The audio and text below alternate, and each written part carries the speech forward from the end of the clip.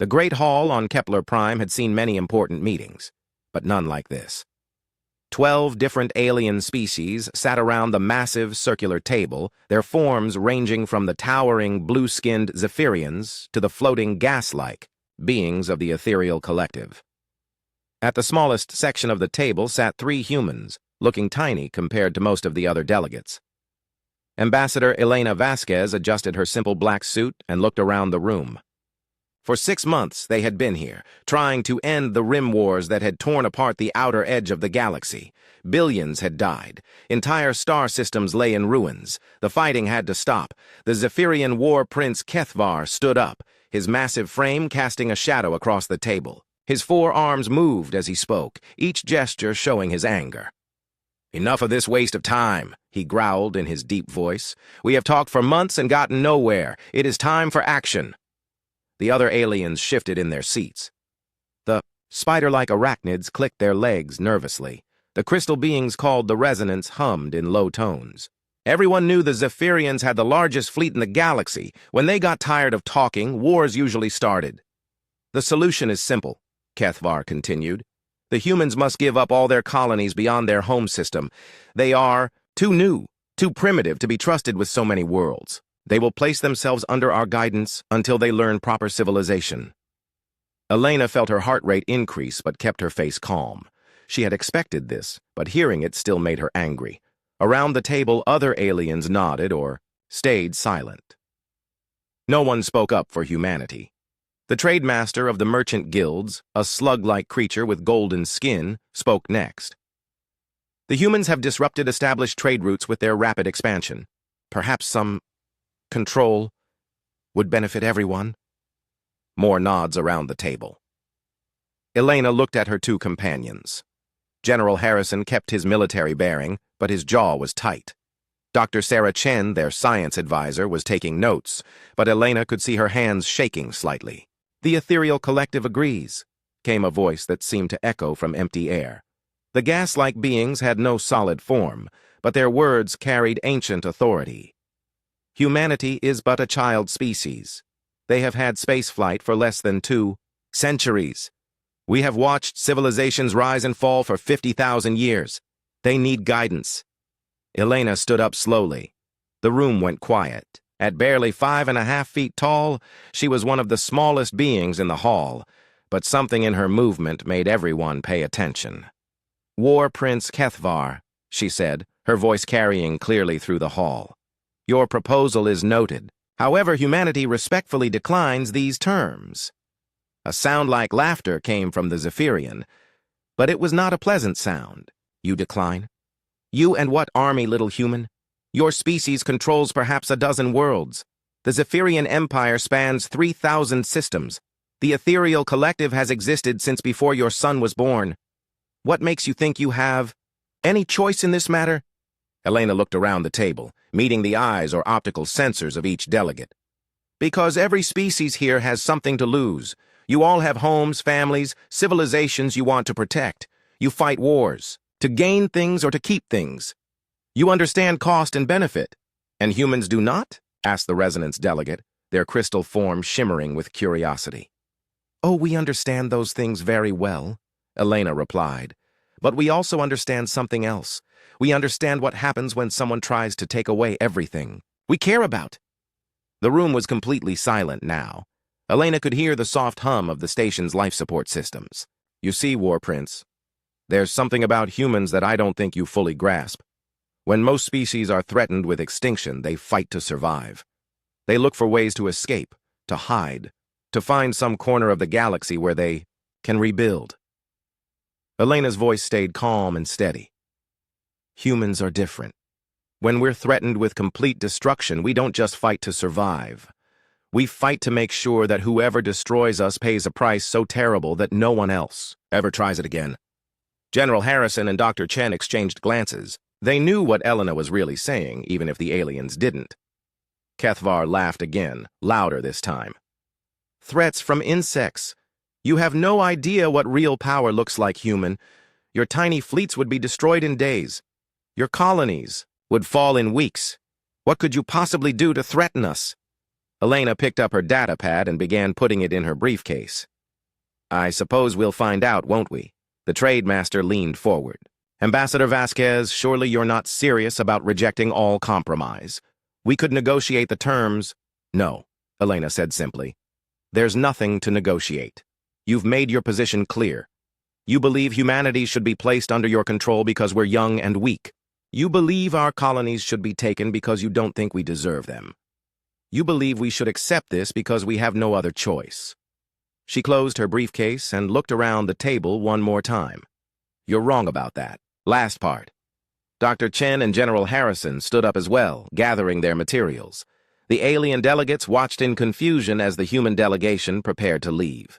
Where are you going? Demanded the arachnid representative, their multiple eyes focusing on the humans. The talks are not finished. Yes, they are, Elena said. You've made your offer. We've declined. There's nothing more to discuss.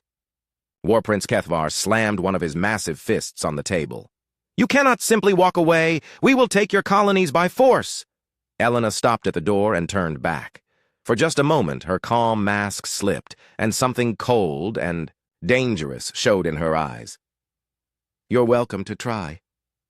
The three humans left the hall, their footsteps echoing in the sudden silence. Behind them, the alien delegates sat in stunned quiet. They had expected begging, pleading, desperate negotiations. They had not expected this calm acceptance of what seemed like certain defeat. The ethereal collective's voice drifted through the air. This is unusual. Most young species panic when faced with superior force. Perhaps they do not understand the situation, suggested the trade master. Their translation systems may have malfunctioned. But Kethvar was staring at the door where the humans had disappeared. Something about the human ambassador's final look bothered him. He had seen that expression before, in the eyes of cornered predators just before they attacked. No, he said slowly. They understood perfectly. Outside the hall, Elena, Harrison, and Chen walked quickly toward their ship. They didn't speak until they were in the secure conference room aboard their vessel. Well, General Harrison said, I guess that's that. How long do you think we have? Elena sat down heavily, the stress of the meeting finally showing. Not long. Kethvar won't wait. He'll want to make an example of us quickly, before we have time to prepare. Dr. Chen looked up from her tablet. The emergency signal has been sent. Earth received our transmission an hour ago. By now, every human colony should know the talks failed. And they know what that means, Harrison added grimly.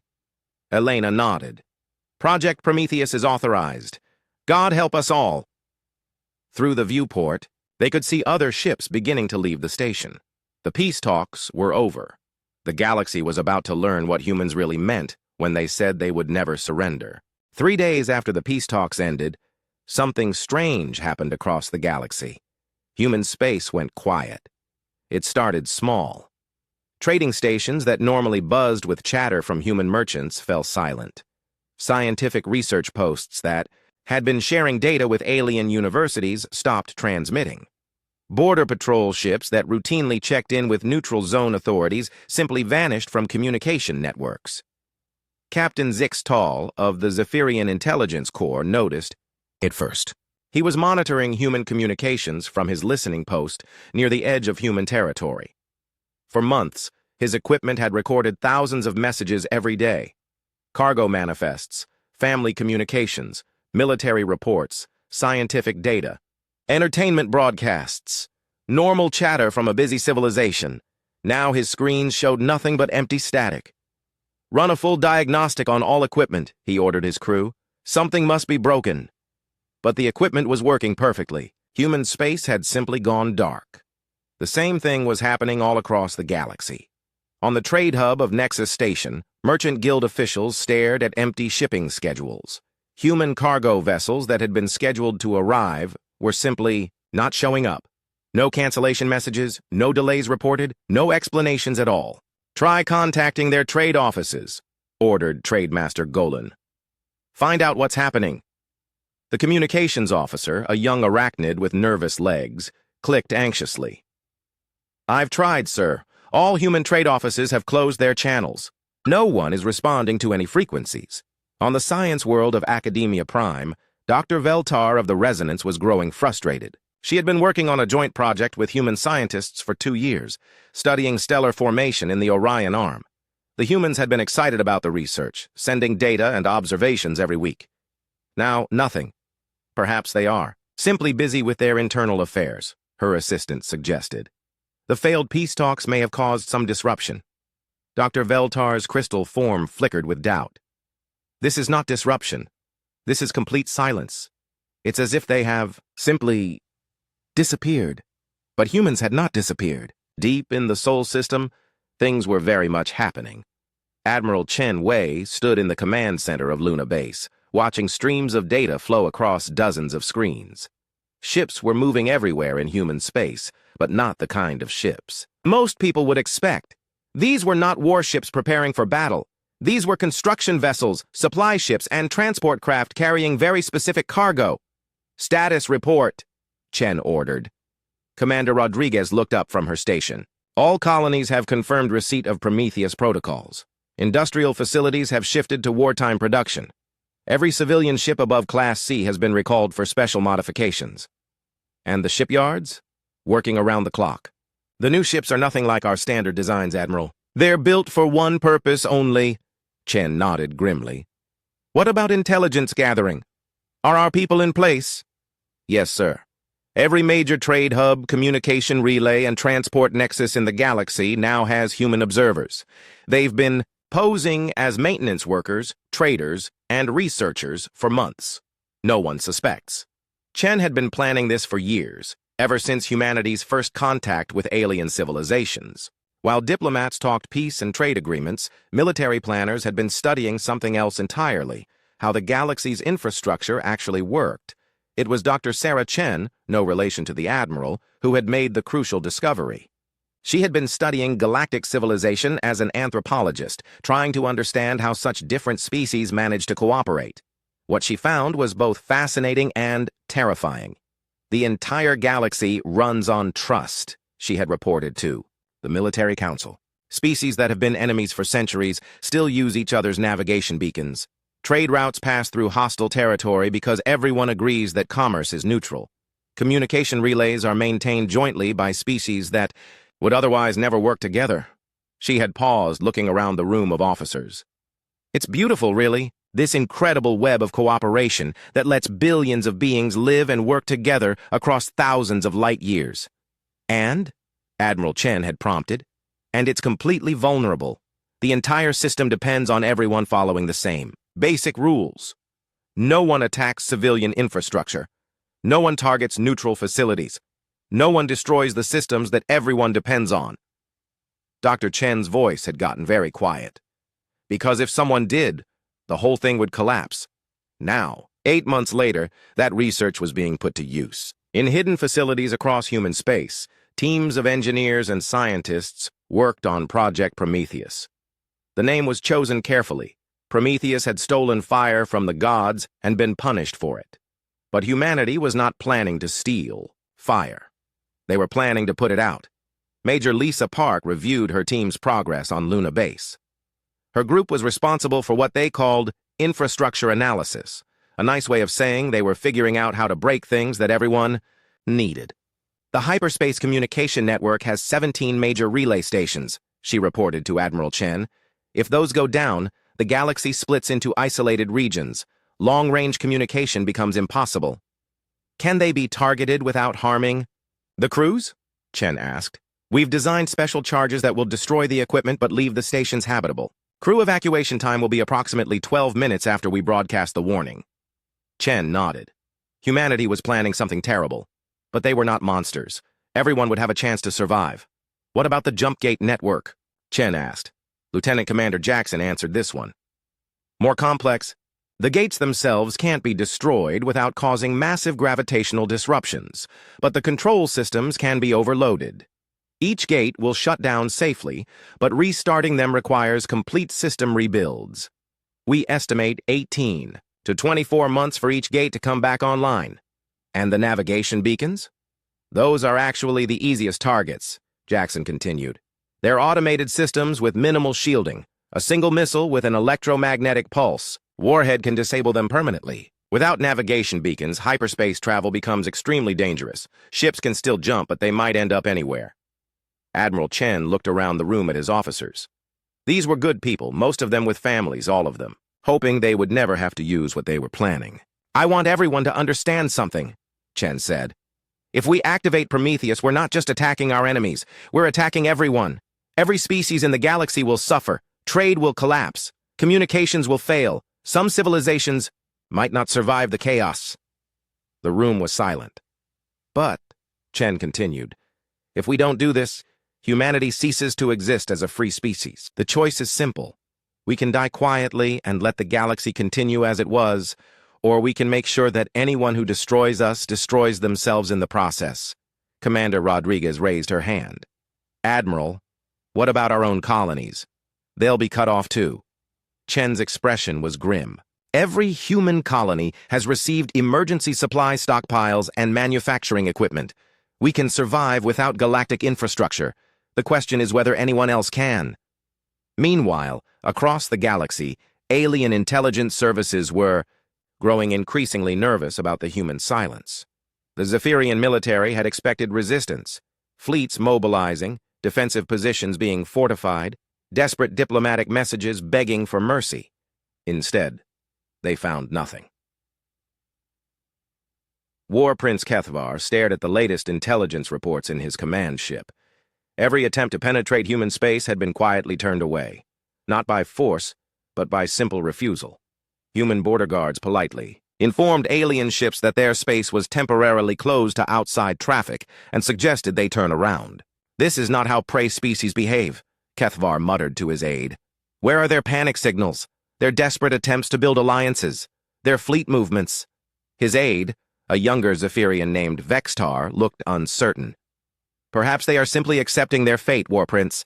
Some species prefer to die with dignity rather than struggle uselessly."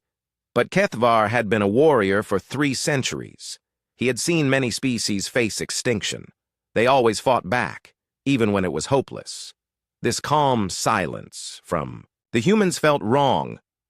"Double our intelligence efforts," he ordered. "I want to know what the humans are doing in there." What the humans were doing was preparing to break the galaxy. They had 6 months of silence to get ready. When they finally acted, it would not be with the kind of warfare anyone expected. Deep in human space, Admiral Chen looked out at the stars and wondered if they were making the right choice. Soon, those stars might be very lonely places. The message came at exactly the same time to every inhabited system in the galaxy.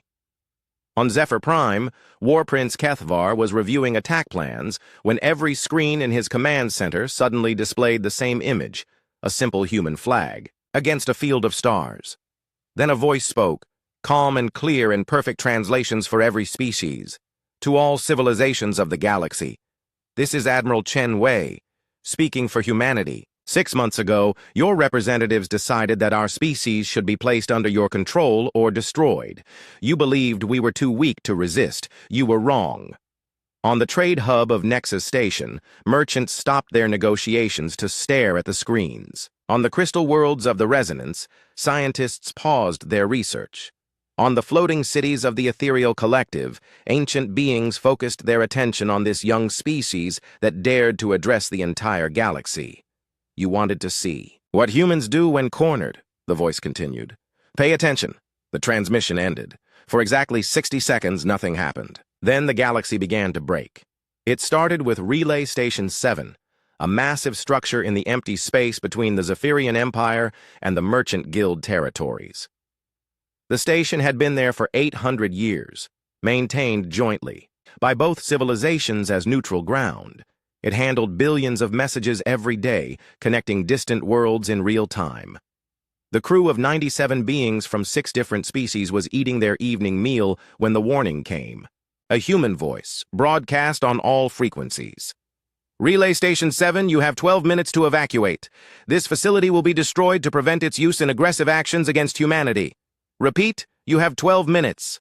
Station Commander, Veloke, a veteran ethereal who had managed the relay for 30 years, could barely believe what he was hearing. "This is insane," he whispered to his staff. "No one attacks communication relays. It's the most basic rule of galactic civilization. But the humans weren't following the rules. At exactly 12 minutes, small human ships appeared around the station. They moved with precise coordination, attaching devices to critical points on the massive structure. The crew watched from their escape pods as the devices activated. There was no explosion, no dramatic destruction. Instead, the relay's systems simply died. Thousands of years of accumulated quantum entanglement networks collapsed. The massive computers that routed messages across half the galaxy went dark. Relay Station 7 became nothing more than an empty metal shell drifting in space. Across the galaxy, communication networks began to fail. Messages that should have taken minutes to cross between star systems simply disappeared into the void. Civilizations that had been in constant contact for centuries suddenly found themselves isolated, but the humans were just getting started. On the border between arachnid space and the neutral zone, navigation beacon Alpha 7 had been operating for over 1,000 years. Ships used it to plot safe courses through the dangerous hyperspace currents in that region. Without it, travel through the area became extremely risky. Captain Sarah Martinez watched the beacon through her ship's sensors. She had volunteered for this mission, knowing she might not survive it. Her small vessel was packed with electromagnetic pulse weapons designed specifically for this target. "This is Prometheus 7 to base," she reported. "Target acquired. Beginning approach." Her ship moved quickly toward the beacon. The automated defense systems tried to warn her off, but they were designed to stop accidents, not deliberate attacks. Martinez ignored the warnings and flew directly at the beacon's main array. "EMP charges armed and ready," she announced. "For humanity." The pulse that erupted from her ship fried every electronic system within 50 kilometers. The beacon's ancient computers, its navigation arrays, its communication systems, all of it died instantly. Ships that were depending on the beacon for guidance found themselves lost in hyperspace, forced to make emergency jumps to random locations. Martinez's ship survived the electromagnetic pulse, but just barely. Half her systems were dead. Life support was failing, and she was stranded in space. But the beacon was destroyed, and that was what mattered. All across the galaxy, similar attacks were happening. Humans emerged from hiding places they had spent months preparing, striking at the invisible infrastructure that kept galactic civilization running. They didn't attack military targets or try to conquer territory. Instead, they systematically destroyed the systems that everyone depended on. Jump Gate Nexus 4, which connected 12 major star systems, suffered a cascade failure when its control computers were infected with a virus that had been planted months earlier by a human maintenance worker. The gate itself remained intact, but it would take years to rebuild the complex systems needed to operate it safely. The Merchant Guild's primary shipping computers were wiped clean by another virus, one that had been hiding in routine software. Updates for weeks. Suddenly, no one knew where cargo ships were, what they were carrying, or where they were supposed to go. The carefully coordinated dance of interstellar commerce collapsed into chaos. On Zephyr Prime, War Prince Kethvar watched. The reports flood in with growing horror. This was not warfare as he understood it. The humans weren't trying to defeat his fleets in battle. They were attacking the very foundations of civilization. "How many critical systems have been hit?" he demanded. His intelligence officer, Vextar, looked pale. 73 communication relays, 215 navigation beacons, 8 jump gates, and dozens of other facilities.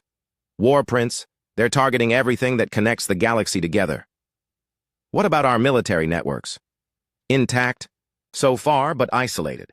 We can still communicate within our own space, but contact with our allies is becoming difficult. Some of our fleets are stranded in systems with failed jump gates." Kethvar stared at the tactical display, watching as red markers indicated failed systems. A terrible understanding was growing in his mind. "They're not trying to win a war," he said slowly. "They're trying to destroy civilization itself." On the crystal world of Resonance Prime, Dr. Veltar was reaching the same conclusion. Her research into human psychology had been academic before, but now it had become terrifyingly relevant. "They're exhibiting a behavior pattern unknown in any other spacefaring species," she reported to the Collective Council. "When faced with extinction, most species seek survival through flight or alliance. Humans appear to practice systematic mutual destruction." "Explain." requested Elder Crystal Zarth. If they cannot survive as a free species, they will ensure that no one else can maintain their current civilization either. They're turning the galaxy's interconnectedness against us. Our greatest strength has become our greatest weakness. The scope of human preparation was becoming clear. For months, while maintaining normal diplomatic relations, they had been mapping every critical point in galactic infrastructure. Human scientists working in joint research projects had been studying the systems they would later destroy. Human traders had been placing observers at key facilities. Human maintenance workers had been planting viruses and electromagnetic pulse devices. It was the most comprehensive intelligence operation in galactic history, and no one had seen it coming because no one had imagined that a species would plan to destroy the very civilization they were part of. On Earth, Admiral Chen Wei monitored the operation from the Global Defense Command Center. Status reports flowed in from across the galaxy as human teams completed their missions. Many would not be coming home. Phase 1 is 70% complete, reported Commander Rodriguez. Communication networks are fragmenting. Navigation systems are failing across 17 sectors. Jump gate operations have been suspended in 43 systems. Chen nodded grimly. Casualties? Lower than expected. Most alien crews evacuated when warned. We've lost 47 ships and crews. So far, all volunteers. Chen looked at the tactical display showing the galaxy. Red zones marked areas where infrastructure had been destroyed. Yellow zones showed regions experiencing communication failures. Green zones, where everything still worked normally, were shrinking rapidly. Admiral, Rodriguez said quietly, are we really going to go through with Phase 2? Phase 2 was even more devastating. Where Phase 1 had targeted military and communication infrastructure, Phase 2 would go after the economic systems that fed billions of people across the galaxy. Food distribution networks, medical supply chains, power generation facilities. Everything that kept civilizations alive. Chen was quiet for a long moment. Signal all teams to continue as planned. If we stop now, this was all for nothing. The galaxy needs to understand that destroying humanity means destroying themselves. Across human space, families gathered around communication screens to watch the reports. They knew their military was doing something terrible, but necessary. Children asked their parents why the aliens wanted to hurt them. Parents struggled to explain concepts like extinction and mutual assured destruction. On the colony world of New Shanghai, Governor Liu watched the reports with his council. Are we prepared for what comes next? He asked. Our food production is self-sufficient, reported the agricultural minister. We have manufacturing facilities for essential goods. We can survive without galactic trade for years if necessary. The galaxy was dying, and everyone finally understood why. Dr. Veltar of the Resonance floated in her crystal chamber, surrounded by thousands of data streams. Her research team had spent weeks analyzing human attack patterns, trying to find some logic, some strategy they could counter. What they found instead was far more terrifying than any military plan. They're not trying to win, she reported to the Emergency Council session. They're trying to create a cascade failure of galactic civilization. Elder Crystal Zarth shimmered with confusion. Explain this concept. Imagine a web, Dr. Veltar began. Each strand supports others. Cut a few strands and the web stays together. But cut the right strands, the ones that bear the most weight, and the entire structure collapses. She activated a holographic display showing the galaxy's infrastructure networks. Green lines connected thousands of star systems, representing trade routes, communication links, and resource flows. As she spoke, the lines began turning red and disappearing. The humans spent months mapping our civilization's critical dependencies. They identified the exact points where our interconnected systems are most vulnerable. Now they're systematically destroying those points. The display showed entire sectors of the galaxy going dark as communication relays failed. Trade routes disappeared as navigation beacons were destroyed. Jump gates that had connected distant regions for millennia stood silent and useless. But surely they must want something, protested Trademaster Golan from his secure bunker on Nexus Station. Some terms for stopping this madness? Dr. Veltar's crystal form flickered with something that might have been fear. I don't think they do. This appears to be a form of warfare unique to humans, what their own philosophers call mutually assured destruction. If they cannot survive, they ensure that no one else can maintain their current way of life either. On Zephyr Prime, War Prince, Kethavar was learning the same terrible truth. His intelligence teams had finally managed to piece together the scope of human preparation. The reports made him feel sick. "They've been planning this since first contact," reported intelligence. Chief Vextar. "Every human who worked on joint projects, every trader who visited our stations, every diplomat who attended meetings, they were all gathering intelligence." On what? Everything. Our supply chains, our communication networks, our transportation, systems. They studied how our civilization works so they could break it. Vexitar's voice cracked. "War Prince, they know where every critical facility is located. They know which systems each planet depends on. They know exactly how to hurt us most." Kethavar slammed his fist on his desk. "Then we attack them! Destroy their colonies before they can complete their plan." "Sir, we've already tried. Our fleets are stranded. Half our jump gates are offline. Communication with distant task forces is impossible. We can't coordinate a large-scale attack without the very infrastructure they're destroying."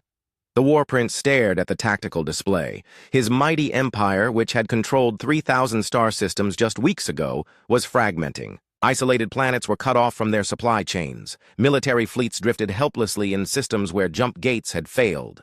The careful coordination that had made the Zephyrian Empire a galactic power was crumbling. "How many systems can still communicate with the capital?" he asked. 47, Vextar replied quietly. "Down from 3,000. On the merchant world of Trade Central, similar realizations were spreading. The merchant guilds had built their power on controlling the flow of goods between star systems. Now those flows were stopping. 17 major trade routes are completely severed, reported Supply Master Colvin. 43 more are operating at less than 10% capacity. Food shipments to industrial worlds have stopped. Medical supplies can't reach colonies that depend on them. Guildmaster Yoltak, whose family had controlled interstellar commerce, for 8 generations felt his world collapsing. How long before people start dying? On worlds that import most of their food. Weeks. Industrial planets that depend on external medical supplies. Days for critical patients. Colvin's voice was grim. The humans have identified every world that can't survive alone. They're not just attacking infrastructure. They're attacking our ability to keep billions of beings alive. The scope of the disaster was becoming clear to everyone except those who mattered most, the ordinary citizens of the galaxy. They were just starting to feel the effects.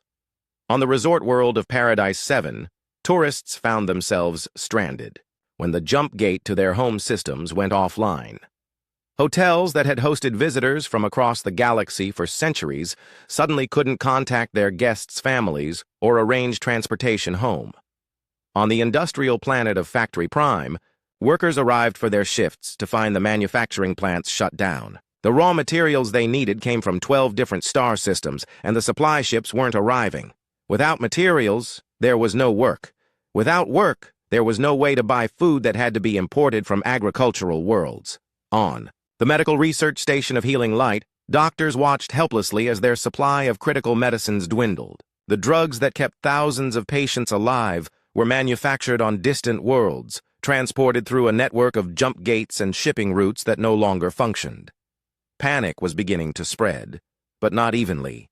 Worlds that were self-sufficient barely noticed the problems yet. But planets that depended on galactic trade networks were facing disaster. The ethereal collective, ancient and wise, was the first to truly understand what humanity had done. In their floating cities, high above, gas giant worlds, the eldest beings discussed the crisis with growing dread. "We have studied the rise and fall of civilizations for 50 millennia, spoke Ancient One Morthis, whose existence stretched back to before most current species had developed spaceflight. Never have we encountered a species that practices this form of warfare. "Explain, Ancient One," requested the Collective Council. "Most species fight to preserve themselves. Even when facing extinction, they seek to survive, to rebuild, to find some way to continue their existence. But humans appear to have developed a different philosophy. They have chosen to ensure that their destruction would be so costly that no one would dare attempt it. The council absorbed this information in silence. Finally, another ancient voice spoke. Are you saying they would rather destroy galactic civilization than submit to our guidance? I am saying they have already begun to do exactly that. On Earth, the reports were just as grim, but for different reasons. Admiral Chen Wei watched the casualty reports with a heavy heart. The human teams carrying out Project Prometheus were paying a terrible price. We've lost 312 ships, reported Commander Rodriguez. Over 2,000 volunteers. Some were captured, others died in their attacks. Many are stranded in systems where they completed their missions but can't get home. Chen nodded slowly. And Phase 2? Ready to begin on your order, sir. But Admiral... Rodriguez hesitated. Phase 2 means attacking food and medical supply, networks. Civilians will die. Civilians are already dying, Chen replied. The difference is that now alien civilians are dying too, instead of just human ones. He looked at the strategic display. How many critical supply nodes have we identified? Over 800. Food distribution centers, medical supply depots, power generation facilities, water processing plants. If we hit them all, most industrial worlds will become uninhabitable within months. Chen was quiet for a long time. Signal all teams to continue as planned, but Rodriguez... Yes, sir? Make sure every facility gets the maximum warning time. 12 minutes for unmanned installations, 30 minutes for places with civilian populations. We're not murderers. Even though they were planning to make us slaves. Especially because of that. We're proving that humanity deserves to exist as equals. We can't do that by becoming the monsters they thought we were. Across the galaxy, the alien powers were finally beginning to understand the full scope of their mistake. On the academic world of Scholars' Rest, historians were frantically searching through their archives for any record of similar behavior in other species. Professor Kilmaran, an elderly arachnid who had studied warfare for over 2 centuries, made a disturbing discovery. I found references to this concept in human philosophical works, he reported to the Emergency Academic Council. They call it mutually assured destruction, or total war. But I thought it was theoretical, not actual military doctrine. What do their philosophers say about it? Asked Dean Velfar. Professor Kilmaran's legs clicked nervously as he read from his research. One human thinker wrote, "If we must die, we will take our enemies with us, so that future generations will know the true cost of trying to destroy us." Another said, "Better to rule in hell than serve in heaven." The council sat in stunned silence. Finally, Dean Velfar spoke. They would rather destroy civilization than accept a subordinate role in it? It appears so. And the most disturbing part is that they've been preparing for this possibility since they first made contact with us. This isn't a desperate reaction. It's a carefully planned strategy they hoped they would never have to use. 18 months after the peace talks collapsed, the galaxy was unrecognizable.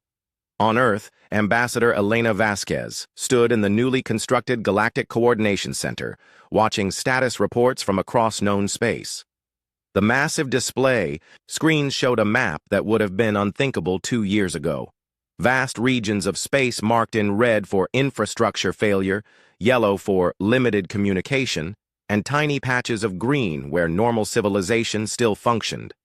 Final casualty estimates, she requested from her aide. Direct deaths from our attacks, fewer than 2,000 across the entire galaxy. We kept our promise about evacuation warnings. The aide paused. Indirect deaths from supply chain failures, estimated between 12 and 15 million beings, mostly from medical supply shortages and food distribution problems. Elena closed her eyes for a moment. 15 million deaths. It was a number that would haunt humanity forever. But it was also far less than the billions who would have died if the galactic powers had proceeded with their plan to subjugate or eliminate humanity. And our own casualties? 8,000 volunteers lost during the attacks, another 3,000 still stranded in alien space. Most colonies report successful adaptation to isolation protocols. Elena nodded. Project Prometheus had been brutally effective, but the cost had been enormous for everyone involved. The question now was whether it had achieved its true purpose, making humanity's extinction so costly that no one would ever attempt it again. A soft chime indicated an incoming message on the emergency diplomatic channel. one of the few communication links still functioning between Earth and the rest of the galaxy. Elena's assistant looked surprised. Ambassador, it's a formal diplomatic contact. Multiple species requesting immediate negotiations. Elena wasn't surprised. They had been expecting this for weeks. Put them through. The holographic display activated, showing a remarkable sight. Representatives from 12 different species sat around what looked like a makeshift conference table on some neutral station. Elena recognized most of them. War Prince Kethvar of the Zephyrians, Trademaster Golan of the Merchant Guilds, Dr. Veltar of the Resonance, and others who had dismissed humanity as insignificant just 18 months ago. Kethvar spoke first, and Elena was shocked by how much he had changed. The proud warrior who had laughed at human weakness now looked tired and desperate. Ambassador Vasquez, he began, his voice carefully controlled. We request immediate ceasefire and the opening of diplomatic negotiations. Elena kept her expression neutral. What exactly are you proposing to negotiate? Trademaster Golan leaned forward.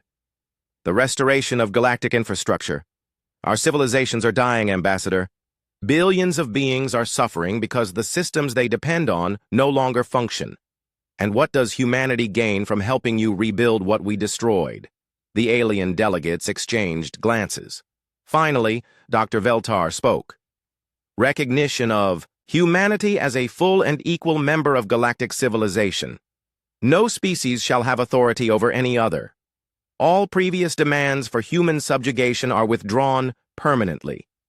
Elena had been preparing for this moment for months, but it was still surreal to hear. These were the same beings who had insisted that humanity needed guidance because they were too primitive to govern themselves. That's a start, Elena said. But it's not enough. You tried to enslave my species because you believed we were weak. We've proven that assumption wrong. Now we need guarantees that this will never happen again. War Prince Kethvar's jaw tightened, but he kept his composure. What kind of guarantees? Elena activated her own display, showing a detailed map of galactic infrastructure. Both the systems that had been destroyed and the new networks humanity had been building in secret. During our 18 months of isolation, we didn't just destroy your infrastructure. We built our own. Earth is now the hub of a completely independent communication and transportation network that connects all human colonies. The alien delegates stared at the display. The scope of human engineering was staggering. While they had been focused on the destruction, humanity had been creating an entirely new foundation for galactic civilization. More importantly, Elena continued, we've designed our network to be expandable. We can restore communication and transportation to your worlds, but only as part of a new system with Earth at its center. You're demanding that we make you the center of galactic civilization? Dr. Veltar asked. No, Elena replied. I'm offering to share what we've built, but only under specific conditions. First, the new galactic charter will explicitly guarantee the sovereignty and equality of all species. No species may subjugate another for any reason. She paused, watching their reactions. Second, humanity will serve as the coordinating authority for galactic infrastructure. Not because we're superior, but because we've proven we're willing to destroy it all rather than let anyone use it as a tool of oppression. The delegates were silent for a long moment. Finally, an ethereal representative spoke, their voice carrying the weight of millennia. You would make yourselves the guardians of galactic civilization? Reluctant guardians, Elena corrected. We never wanted this responsibility, but you've taught us that someone needs to ensure that galactic civilization serves all species equally, not just the strongest ones. Trademaster Golan looked desperate. And if we refuse these terms? Elena's expression hardened. Then you continue trying to rebuild on your own while your civilizations slowly collapse. We've run the calculations, Trademaster. Without the infrastructure we destroyed, most of your industrial worlds will be uninhabitable within 5 years. Your trade networks will never recover to their previous efficiency. Your military alliances will remain fractured because you can't communicate effectively across interstellar distances. She leaned forward. Humanity can survive in isolation. We've proven that. The question is whether the rest of the galaxy can. War Prince Kethvar slammed his fist on the table. This is extortion. No, Elena replied calmly. Extortion would be if we had demanded tribute or territory. We're offering to help you rebuild, but only under conditions that prevent anyone from ever again trying to enslave an entire species. If you find those terms unacceptable, you're free to decline. The conference call went silent except for the background hum of life support systems. Elena could see the delegates conferring among themselves, having heated discussions in their own languages. After several minutes, Dr. Veltar spoke again. "We need time to consult with our governments." "Of course," Elena agreed. "Take all the time you need, but while you're deciding, remember that every day you delay is another day your people suffer from infrastructure failures we could help repair." The connection ended, leaving Elena alone with her staff. Her aide looked concerned. "Ambassador, do you think they'll accept?" Elena walked to the window overlooking Earth's capital. In the distance, she could see the massive construction projects that were building humanity's new role as galactic coordinators, communication centers, diplomatic facilities, and the infrastructure needed to manage a galaxy-spanning civilization. "They'll accept," she said quietly, "because they don't have any other choice that doesn't involve watching their civilization slowly die." 3 weeks later, representatives from 47 species gathered on Earth for the signing of the new Terran Accords. The ceremony took place in the same hall where humanity had first been offered membership in galactic civilization, but this time, the terms were very different. Elena stood at the podium, looking out at aliens who had once viewed her species as primitive insects. Now they were here as supplicants, desperate for help rebuilding what humanity had systematically destroyed. "The new Terran Accords establish 3 fundamental principles," she announced. "First, the absolute sovereignty and equality of all sapient species.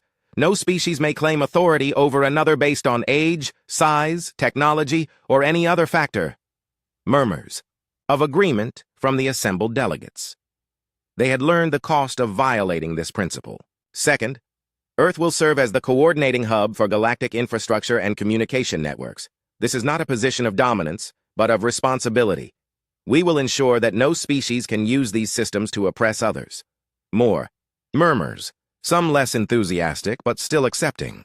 Third, any species that attempts to subjugate another will face immediate isolation from galactic civilization. The systems that connect our worlds will not be used as tools of oppression. Elena paused, looking directly at War Prince Kethvar. "We learned this lesson at great cost. Never again will the galaxy's interconnectedness be used to justify the enslavement of its weakest members." The signing ceremony was long and formal, with each species formally accepting humanity's role as guardians of galactic infrastructure. When it was finished, Elena found herself speaking privately with some of the alien leaders. "Do you hate us for what we did?" asked Dr. Veltar. Elena considered the question carefully. "I hate that it was necessary. 15 million beings died because your governments couldn't accept that humanity deserved equality. That's a tragedy that will haunt us forever. But you would do it again? If someone tried to enslave my species again? Without hesitation?" Elena's voice was firm,